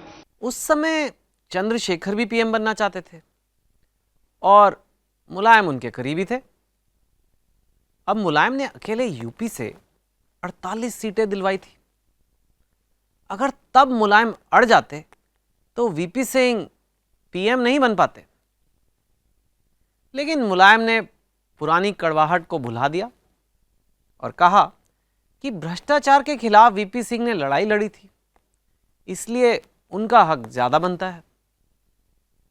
लेकिन उसी साल यूपी विधानसभा चुनावों के बाद जब मुख्यमंत्री बनने का सवाल आया तो वीपी सिंह ने मुलायम का नाम आगे नहीं किया। यूपी विधानसभा का चुनाव कांग्रेस के नारायण दत्त तिवारी और लोकदल के मुलायम सिंह के बीच ही लड़ा गया था। मुलायम का मुख्यमंत्री बनना तय था। 3 दिसंबर 1989 को वीपी सिंह ने दिल्ली से 3 पर्यवेक्षकों को लखनऊ भेजा। वीपी सिंह ने इन्हें विशेष हिदायत के साथ भेजा कि वो अजीत सिंह के लिए जमीन तैयार करें। ये सब मान के चल रहे थे कि मुलायम सिंह जी ही मुख्यमंत्री बनेंगे। बट एक दिन खबर ये आई कि अजीत सिंह जी भी मुख्यमंत्री की रेस में हैं और एमएलएज डायरेक्ट इलेक्शन करेंगे। ये पहली बार ही हो रहा था और इतनी टेंशन थी विधानसभा में, सबके सपोर्टर्स आर्म्स लेके गए थे और सीक्रेट बैलेट हुई थी। तब मधु लिमे जी आए थे शायद ऑब्जर्वर की तरह और उसमें अजीत सिंह जी हार गए थे। मुझे याद है कि हम लोगों ने जो जितने जर्नलिस्ट हैं, हम दोनों के घर घूम रहे थे, कभी मुलायम सिंह जी के कभी अजीत सिंह जी के। अजीत सिंह जी सो गए थे और मुलायम सिंह जी उस समय उनके घर पे एमएलएज आ रहे थे, उनको खिलाया जा रहा था, बहुत बैंड बाजा बज रहा था, बहुत रौनक थी। विश्वनाथ प्रताप सिंह नफरत करते थे मुख्य मुलायम सिंह यादव से, तो पूरी कोशिश थी विश्वनाथ प्रताप सिंह की मुलायम सिंह न बन पाए और चौधरी अजय सिंह चीफ मिनिस्टर बन जाए। 5 दिसंबर को यूपी विधानसभा के तिलक हॉल में नेता चुनने की बैठक हुई। प्रधानमंत्री वीपी सिंह की तरफ से भेजा एक संदेश सुरेंद्र मोहन पढ़ने के लिए खड़े हुए, लेकिन मुलायम अड़ गए। रुकिए, बैठिए। मैं किसी भी तरह के संदेश को पढ़े जाने की इजाजत नहीं दूंगा।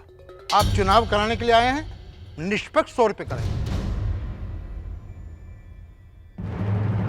सबको झुकना पड़ा। अजीत सिंह और मुलायम के बीच कौन बनेगा मुख्यमंत्री को लेकर वोटिंग हुई और मुलायम पहली बार यूपी के मुख्यमंत्री बने। कहा जाता है कि 1989 की इस हार का 1996 में वीपी सिंह ने हिसाब बराबर कर दिया। बचपन में मुलायम सिंह पहलवानी किया करते थे। वो धोबी पाट, चरखा, मल्तानी रामबान जैसे दांव लगाकर बड़े बड़े पहलवानों को चित कर दिया करते थे। लेकिन प्रधानमंत्री बनने का सवाल उठा तो उनके ही पुराने समाजवादी साथी और लोहिया जी के शिष्य लालू प्रसाद यादव ने राजनीति का धोबी पाट मार दिया। तब मुलायम को अपने सैफई गांव की मिट्टी याद आई होगी, जहां पहली बार पहलवानी के गुण सीखे थे। मुलायम सिंह का जन्म नवंबर 1939 में यूपी के इटावा जिले के सैफई गांव में एक किसान परिवार के यहां हुआ था। मुलायम के जन्म लेने के बाद एक साधु ने उज्जवल भविष्य की भविष्यवाणी की थी। साधु ने कहा था, ये पढ़ेगा और अपने कुल का नाम रोशन करेगा। इसके बाद लोग नन्हे मुलायम से पूछते कि वो बड़ा होकर क्या बनेगा, तो मुलायम यही जवाब देते कि मैं पढ़ूंगा। बेटा आप बड़े होकर क्या बनना चाहोगे? मैं खूब पढ़ूंगा। आज का सैफई भारत का पहला 5 स्टार गांव है, लेकिन 40 के दशक में यहाँ पढ़ने की कोई व्यवस्था नहीं थी। 2 1 कम 2 दूनी 4। मुलायम जब 5 साल के थे तो उनके पिता ने उन्हें गांव के मुखिया महेंद्र सिंह के पास पढ़ने भेज दिया। मुखिया घर के आंगन में रात्रि स्कूल चलाया करते थे। यहीं मुलायम ने गिनती सीखी, पहाड़े रटे। 2 दूनी 4 2 तिया 6। कर्म ही पूजा है। कर्म अर्थात कार्य। 1947 के आसपास गांव में प्राइमरी स्कूल खुला। गांव के ही सुजान ठाकुर को हेडमास्टर बनाया गया।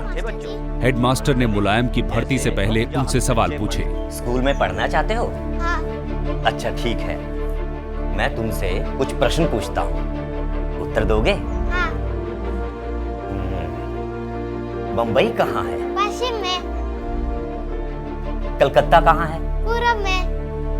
अच्छा, अब 1 से 10 तक की गिनती सुनाओ। 1 2 3 4 5 6 7 8 9 10 11 12 13 14 15 16 17 18 19 21 22 23 24 25 26 मौखिक परीक्षा में उन्होंने प्रधानाचार्य के सम्मुख एक ही सांस में 1 से 100 तक गिनती सुना दी और 2 का पहाड़ा सुना दिया था। ये एक बड़ी बात है कि 2 का पहाड़ा भी उनको उस उम्र में याद था और आज से लेके ज्ञ तक की पूरी वर्णमाला भी सुना दी थी। तो इस तरह से उनको कक्षा 1 में प्रवेश न देकर सीधे सीधे उनके हेडमास्टर ने कक्षा 3 में प्रवेश दे दिया था। अन्याय सहन करना तो जैसे मुलायम के खून में ही नहीं था। एक दिलचस्प कहानी है कि मुलायम के परदादा ने 1857 में इटावा की जिला कलेक्ट्री के बाहर नमक टैक्स के खिलाफ धरना दिया था। उस समय कलेक्टर A.O. ह्यूम हुआ करते थे। वही ह्यूम जिन्होंने नौकरी छोड़कर 1885 में भारतीय राष्ट्रीय कांग्रेस बनाई थी। तब किसे पता था कि 100-125 साल बाद इसी कांग्रेस से मुलायम को लड़ना पड़ेगा। खैर, आपको बताते हैं कि मुलायम का नाम दादा भैया कैसे पड़ा। फ्रैंक हुजूर ने अपनी किताब में मुलायम के बचपन के दोस्त रामरूप के हवाले से लिखा है कि एक बार स्कूल के बाहर सवर्ण जाति के कुछ बच्चे एक दलित को लाल रंग के घड़े से पानी पीने से रोक रहे थे। वो दलित लड़के से मारपीट भी कर रहे थे। मुलायम से ये देखा नहीं गया। उन्होंने लड़कों को ऐसा नहीं करने को कहा। लड़के नहीं माने तो मुलायम ने उनकी पिटाई करनी शुरू कर दी। जमीन पर गिरा गिरा कर मारा। रामरूप बताते हैं कि हेडमास्टर सुजान ठाकुर बीच बचाव नहीं करते तो कुछ भी हो सकता था। तभी से मुलायम को साथी दादा भैया कहने लगे। कभी झगड़ा नहीं करते, प्यार से रहते हैं, सभी समझे? वो किसी के साथ अन्याय नहीं देखना चाहते थे। अन्याय जो करता था उसका वो विरोध करते थे। अगर कोई तब भी नहीं मानता है तो वे गुस्से में पिटाई भी कर दिया करते थे। दादा भैया अपने 4 दोस्तों के साथ गांव भर में घूमते। ये 5 का गिरोह कहलाता था।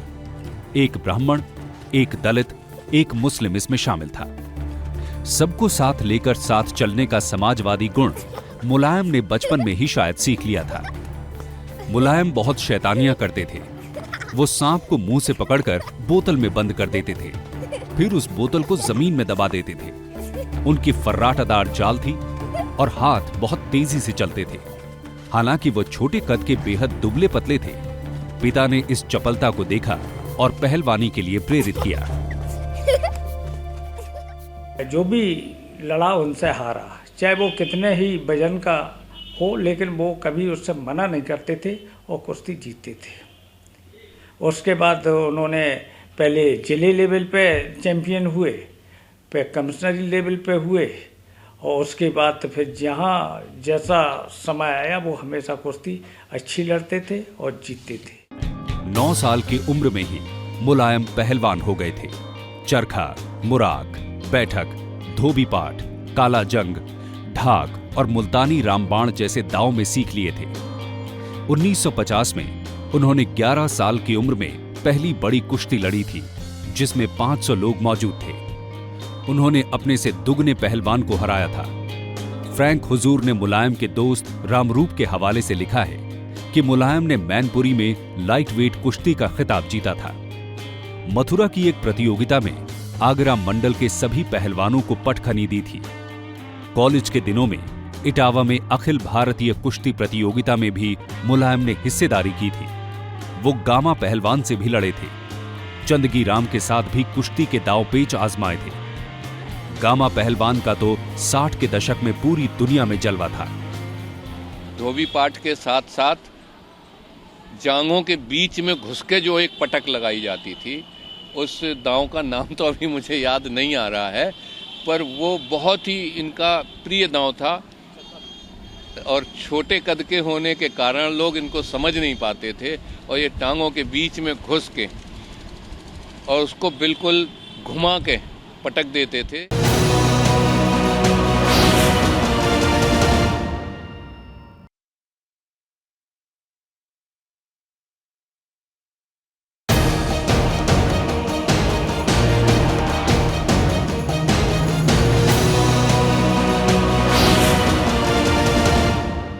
मुलायम जब 9th क्लास में थे तभी 14 साल की उम्र में उनकी शादी हो गई।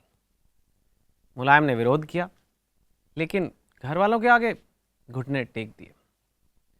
मुलायम के पिता सुघर सिंह हालांकि साधारण किसान थे, लेकिन वो नेताजी सुभाष चंद्र बोस से बहुत प्रभावित थे। शादी में उन्होंने नगद या उपहार लेने से इनकार कर दिया, लेकिन मुलायम को दहेज में एक भैंस जरूर दी गई।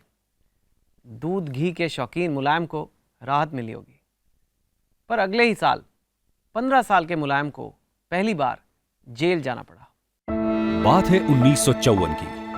देश को आजाद हुए 7 साल हो चुके थे। समाजवादी नेता डॉक्टर राम मनोहर लोहिया ने प्रधानमंत्री नेहरू के मंत्रिमंडल में शामिल होने का प्रस्ताव ठुकरा दिया था। उन्होंने प्रजा सोशलिस्ट पार्टी बनाई थी और किसानों के अधिकारों के लिए संघर्ष कर रहे थे। उन्हीं दिनों यूपी सरकार ने नहरों के पानी की सिंचाई दरों में इजाफा किया था। लोहिया ने इसके विरोध में नहर रेट आंदोलन शुरू किया। 15 साल के मुलायम भी इस आंदोलन में कूद पड़े।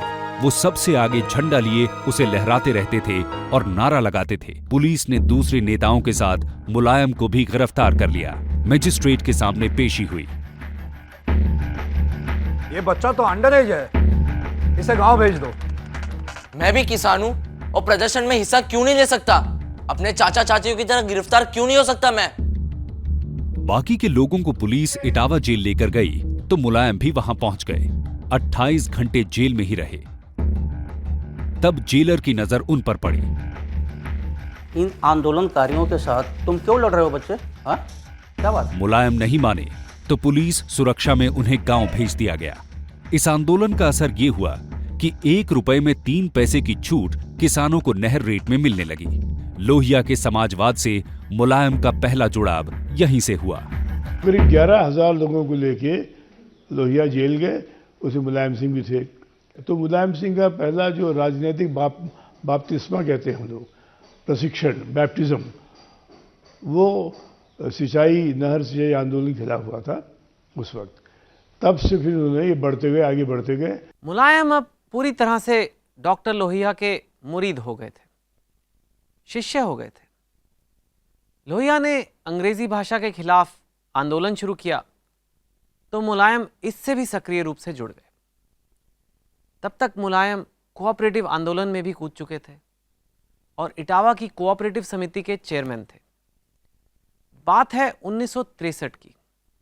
तब पहली बार मुलायम की मुलाकात अपने राजनीतिक गुरु डॉक्टर राम मनोहर लोहिया से हुई।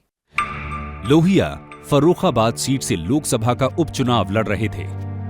मुलायम सिंह अपने साथियों के साथ उनके प्रचार में जुटे थे। एक दिन शाम को बिधुना गांव में मुलायम की पहली मुलाकात अपने नेता से हुई। मुलायम ने अपना परिचय दिया। नमस्ते सर। नमस्ते। दिन भर मेहनत करते हो, सेहत का भी ध्यान रखो। जी सर। कुछ खाते भी हो या नहीं? लैया, चना, गुड़ साथ में रखता हूँ, काम चल जाता है सर। हाँ, और रात को सोते कहाँ हो? पूरा गांव अपना है सर, खाने पीने का इंतजाम गांव के लोग कर देते हैं। ये लो 100 रुपये रख लो। अरे नहीं सर। रख लो। समाजवादी आंदोलन के लिए सेहत खराब करते हो, रख लो। धन्यवाद सर। लोहिया उपचुनाव जीते और संसद में जोरदार भाषण देते। मुलायम उनके भाषणों को बड़े गौर से पढ़ते थे। 1967 में मुलायम ने विधानसभा का चुनाव लड़ा। उनका मुकाबला कद्दावर नेता हेमवती नंदन बहुगुणा के चेले लाखन सिंह से था। मुलायम ने 12,500 वोटों से रिकॉर्ड तोड़ जीत हासिल की। सबसे कम उम्र में विधायक बनने का रिकॉर्ड बनाया। मुलायम सिंह जी एक स्टूडेंट लीडर की तरह पहले उभरे थे और फिर उसके बाद उन्होंने पहला इलेक्शन लड़ा था जब एक उनके जो गुरु हैं उन्होंने एक दंगल में उनको देखा था और उन्होंने जो पटकी मारी थी तो उन्होंने अपनी सीट उनको दी थी जसवंत नगर की। उस तरह से उनकी एंट्री हुई थी और वो एक बहुत ही बैकवर्ड एरिया और बैकवर्ड जाति के थे। ये चीज़ इसलिए ज़रूरी है क्योंकि उस समय हिंदुस्तान पूरे कंट्री की जो पॉलिटिक्स थी वो अपर कास्ट डोमिनेटेड थी। तो वो एक बैकवर्ड एरिया से आए थे, बैकवर्ड कास्ट के थे और जसवंत नगर से जीत के वो आगे आए थे। जिस साल मुलायम ने अपना पहला चुनाव जीता उसी साल डॉक्टर लोहिया की रहस्यमय हालात में मौत हो गई। उसी साल यानी 1967 में चौधरी चरण सिंह ने कांग्रेस छोड़कर अपनी पार्टी बनाई थी। मुलायम चरण सिंह के साथ हो लिए और चरण सिंह मुलायम को नन्हा नेपोलियन कहा करते थे। चौधरी चरण सिंह की गिनती देश के सबसे बड़े किसान नेताओं में होती है। यूपी में चरण सिंह ने सबसे पहले सोशल इंजीनियरिंग की थी। अजगर नाम का जातिगत समीकरण बनाया था, यानी अहीर, जाट, गुर्जर और राजपूत। मुलायम सिंह ने 1974 में लोकदल बनने के बाद इसमें कुर्मी और मुसलमानों को भी जोड़ा। इसी समीकरण के बल पर मुलायम पहली बार 1989 में यूपी के मुख्यमंत्री बने। लोहिया के समाजवाद पर चुनावी जातिवाद हावी होने लगा था। मैंने कई बार पूछा मुलायम सिंह जी से भी कि बजाय राजरान के चरण सिंह के संपर्क में, सानिध्य में आप कैसे आ गए? तो हंस के टालते रहे और कहा नहीं चौधरी साहब थे। तो मुझे लगता है वहाँ थोड़ी वोट की राजनीति भी आ गई थी क्योंकि चौधरी चरण सिंह बैकवर्ड पिछड़ी जाति के नेता बन गए थे। मुलायम यूपी के मुख्यमंत्री थे और वीपी सिंह देश के प्रधानमंत्री। वीपी सिंह की सरकार को बाहर से समर्थन दे रही बीजेपी ने राम मंदिर आंदोलन को हवा दी थी। 1986 में राजीव गांधी की सरकार के समय राम मंदिर जन्मभूमि का ताला खोला गया था और 3 साल बाद मंदिर के लिए सांकेतिक शिलान्यास हुआ था। बीजेपी इस आंदोलन को गरमा रही थी।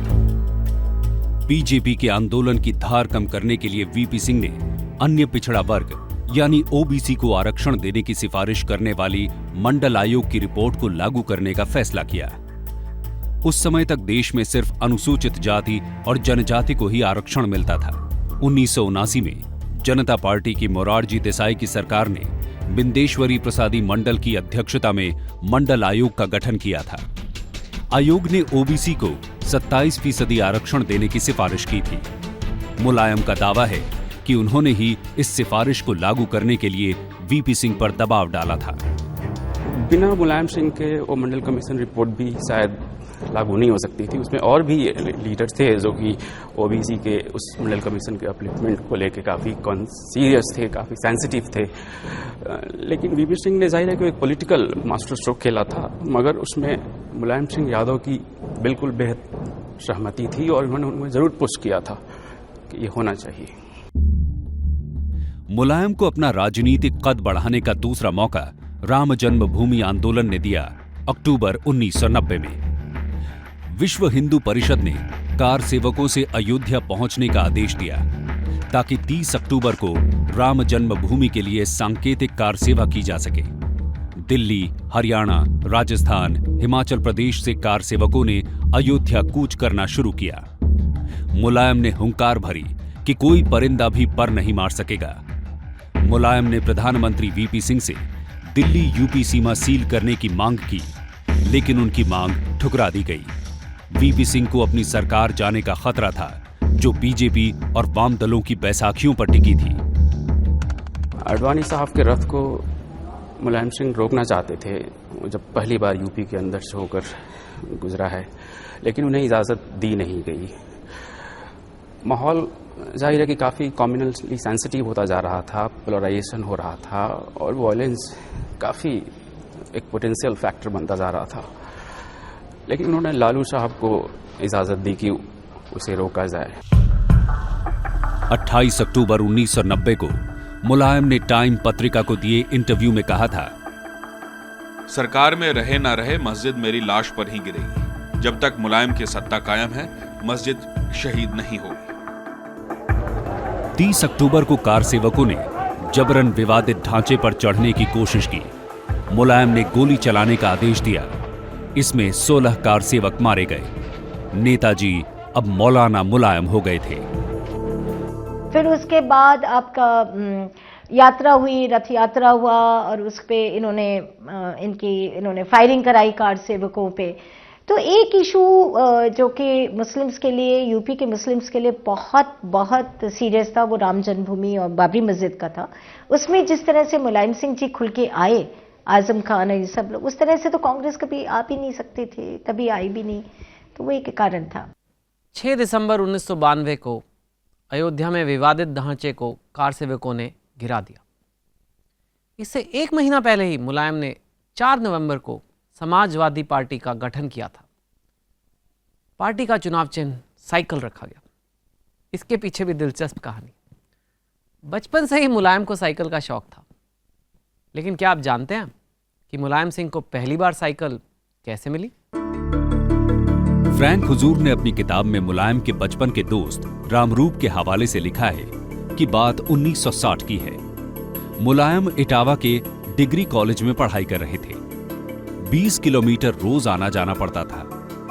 मुलायम को अदद साइकिल की जरूरत महसूस होती थी, लेकिन घर में इतना पैसा नहीं था कि साइकिल के लिए पिता से कह सके।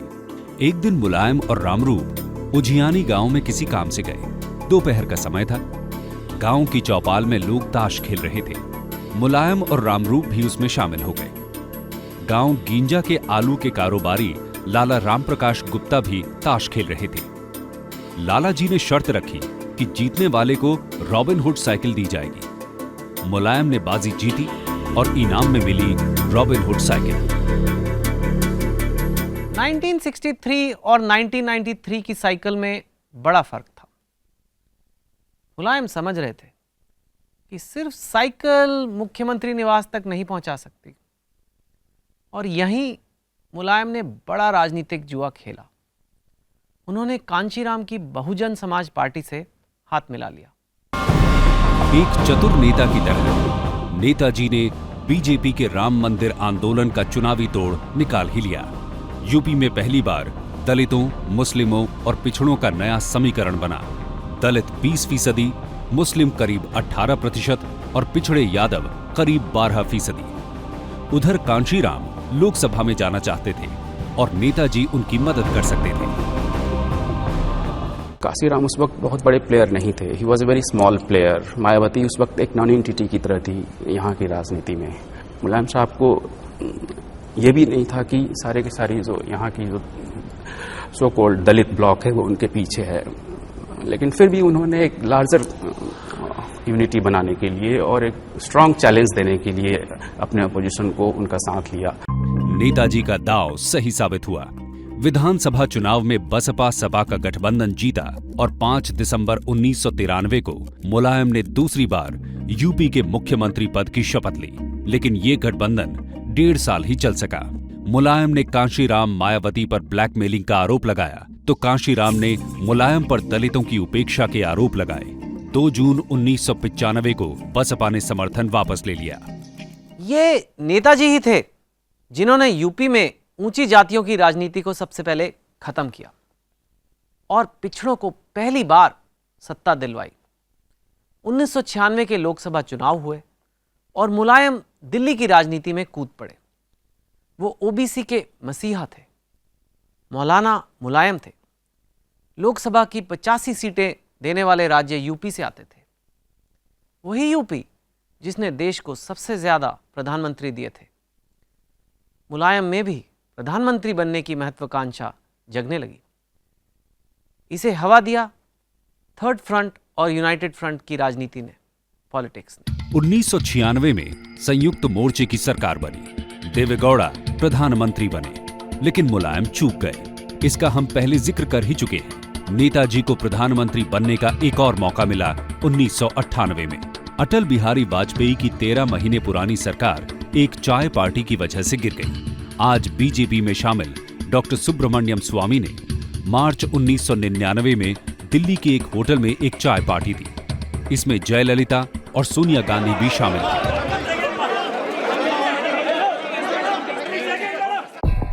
इस चाय पार्टी के कुछ दिन बाद ही वाजपेयी की 13 महीने पुरानी सरकार गिर गई थी। दरअसल वाजपेयी सरकार में जनता पार्टी के अध्यक्ष डॉक्टर सुब्रमण्यम स्वामी कानून या वित्त मंत्री बनना चाहते थे। जयललिता ने समर्थन के बदले ऐसी शर्त भी रखी थी, लेकिन बीजेपी ने इस शर्त को नहीं माना था। स्वामी ने 13 महीने बाद मौका मिलने पर चाय के प्याले में तूफान खड़ा किया, जिसमें वाजपेयी की सरकार उड़ गई। हमारी राय शुरू से थी कि बीजेपी एनडीए की सरकार को गिराना है तो एक वैकल्पिक सरकार बननी चाहिए। तो मैंने उसी लिए एक टी पार्टी बुलाई थी, जिसमें जयललिता आ रही थी और जयललिता और सोनिया गांधी को भी मैंने बुलाया था, वो भी आ गई और मायावती भी साथ देने लग गई। वाजपेयी सरकार गिरी तो मुलायम को लगा कि अब उनका प्रधानमंत्री बनने का सपना सच हो सकता है। लेकिन इस बार मुलायम सिंह ने राजनीतिक चतुराई दिखाई और प्रधानमंत्री बनने की कोई हड़बड़ी नहीं दिखाई। मुलायम सिंह के घर पर ही बैठक हुई। उसमें पूर्व प्रधानमंत्री चंद्रशेखर, जयललिता, लालू प्रसाद यादव जैसे नेता शामिल हुए। मुलायम सिंह का घर में ये बैठक हुआ। उसके बाद ये 3 प्रस्ताव इन लोगों ने तैयार किया। उसमें से पहला प्रस्ताव था कि ज्योति बासु को बनाएंगे। सेकंड प्रस्ताव तो जो सोनिया गांधी कहेगी जिसका नाम उसको बनाएंगे, वो दूसरा प्रस्ताव था। तीसरा प्रस्ताव कांग्रेस बन सकता है गवर्नमेंट, लेकिन सोनिया गांधी नहीं बनना, ये तीसरा था। ये तीनों लेके सोनिया गांधी के पास जाने से सोनिया गांधी ने तीनों को मना कर दिया। कुल मिलाकर 3 प्रस्ताव सोनिया गांधी के पास रखे गए थे। मुलायम सिंह को लग रहा था कि सोनिया चाहती तो उनका भी नाम ले सकती थी, लेकिन सोनिया ने कोई नाम नहीं लिया और इस प्रस्ताव को भी ठुकरा दिया। सवाल उठता है कि सोनिया ने मुलायम के नाम को आगे क्यों नहीं बढ़ाया। नेताजी ये दावा करते रहे हैं कि उनकी प्रधानमंत्री बनने की कोई तमन्ना नहीं थी। उल्टे उन्होंने सोनिया गांधी को प्रधानमंत्री नहीं बनने दिया। उधर उनके विरोधी कहते हैं कि चूंकि सोनिया ने मुलायम का नाम नहीं बढ़ाया, इसीलिए मुलायम ने उनकी राह रोकी। अलबत्ता मुलायम के कांग्रेस से हमेशा ही मीठे संबंध बने रहे।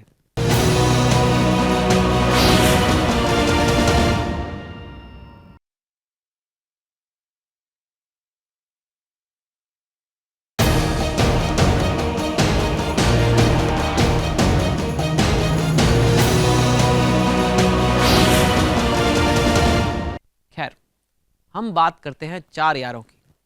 एक वक्त था जब 4 यारों की चौकड़ी बड़ी मशहूर हुआ करती थी।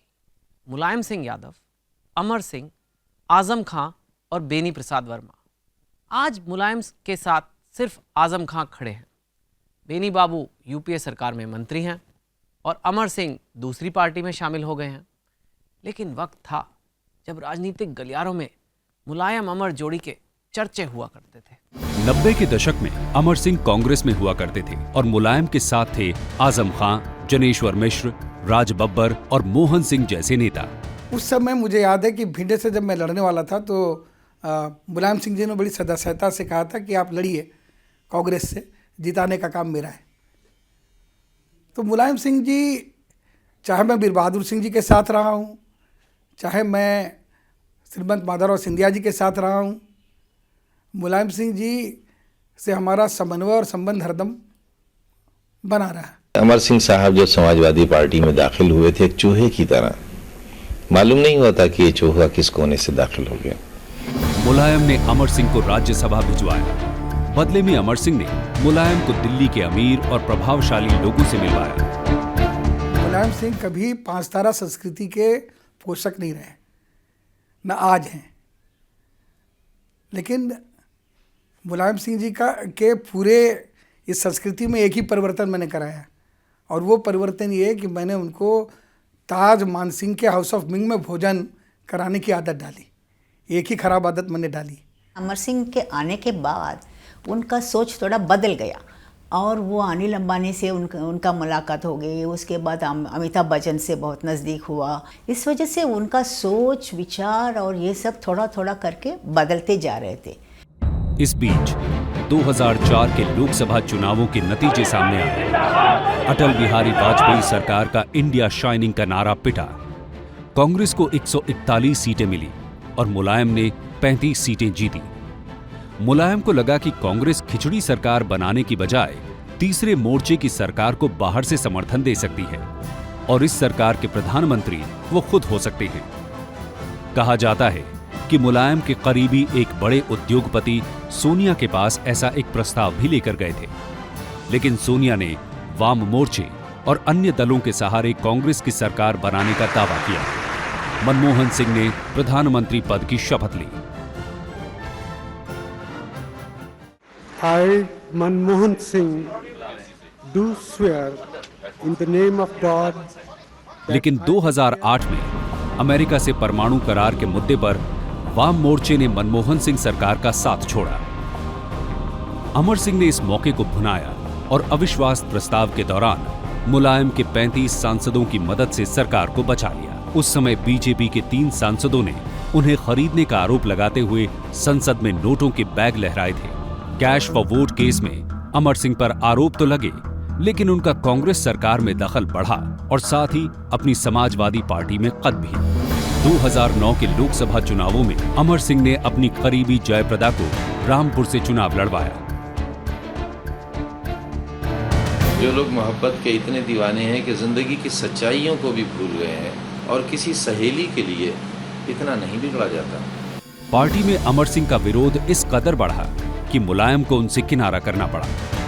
असली मौका आया जब आप भरोसा करते थे, उन्होंने हमारी समाजवादी पार्टी का साथ नहीं दिया।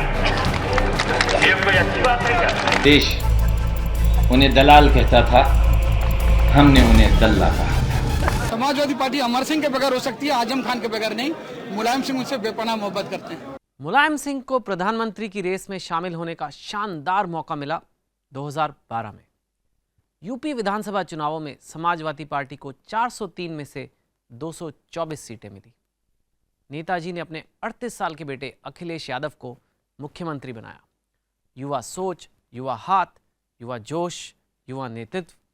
ऐसा लगा कि डेवलपमेंट और एफिशिएंट एडमिनिस्ट्रेशन के सहारे 80 लोकसभा सीटों में से आधी जीतकर नेताजी 2014 के लोकसभा चुनाव में अपनी दावेदारी मजबूत कर सकते हैं, स्ट्रांग कर सकते हैं। लेकिन क्या ऐसा हो सका है?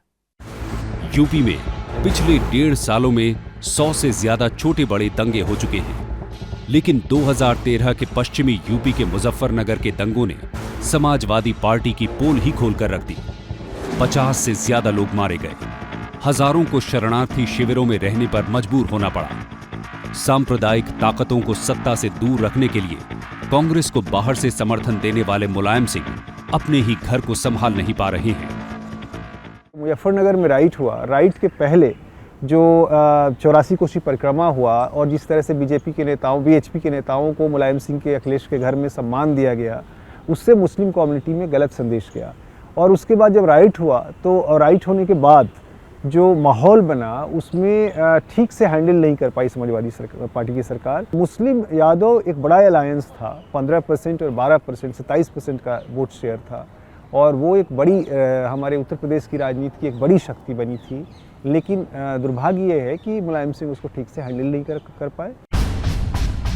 मुलायम इन दिनों फिर से तीसरे मोर्चे की संभावना को टटोल रहे हैं, लेकिन चुनावी सर्वे बता रहे हैं कि यूपी में समाजवादी पार्टी को 15 से 20 सीटें ही मिल रही हैं। नेताजी फिर से यादव मुस्लिम कार्ड खेल रहे हैं और उनके निशाने पर सीधे मोदी हैं। आपने इतना मुसलमानों का कत्लेआम किया था और मुसलमानों का कत्लेआम करके माफी मांगते यहाँ के नेता। क्या यहाँ के हमारे मुसलमान भाइयों को नासमझ समझते हो? ये समझदार कौम है, भरोसेमंद कौम है, ये बहादुर काम है और जिसके साथ रहते मन से रहते हैं इस कौम के लिए कहते माफी। नेताजी, शर्म से माथा झुक जाता है नेताजी।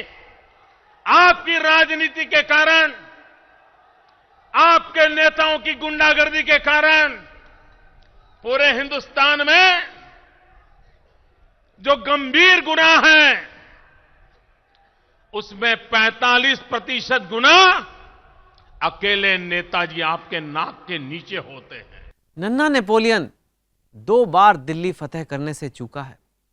इस बार एक बार फिर तीसरे मोर्चे की हांडी चढ़ाई गई है, लेकिन क्या सत्ता की खिचड़ी पकेगी या नहीं, इसको लेकर शक है।